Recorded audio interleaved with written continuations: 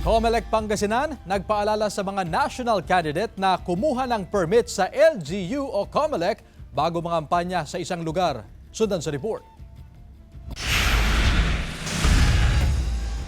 Isang linggo matapos magsimula ang campaign period para sa national candidates, iilan pa lang ang namomonitor ng Commission on Elections o COMELEC na personal na nangangampanya sa Pangasinan. Kasabay nito, muling ipinaalala ng COMELEC sa mga national candidate na dapat ay kumuha sila ng permit sa LGU bago sila mangampanya sa isang lugar. Sakali naman daw na hindi sila bigyan ng permit ng LGU, pwede silang dumiretso sa COMELEC office para doon kumuha ng permit. Ang procedure natin dyan is pag nag-apply ng permit yung political party or candidate at na-deny ng LGU, hindi naman sila mawawalan ng recourse or remedy dahil pwede nilang i-appeal sa Office of the Election Officer. Paglilinaw ng COMELEC na pwede naman anumang oras na mangampanyang isang kandidato sa anumang lugar kahit pa nga walang hawak na permit. Pero sa ganitong mga pagkakataon na walang koordinasyon sa LGU o sa COMELEC, posibleng hindi agad mabigyan ng security assistance ang kandidato. Sinang-ayunan din ito ng Pangasinan PPO. Mahalaga raw na malaman ng pulisya sakaling may mga national candidate na personal na mangangampanya sa probinsya para makapaglatag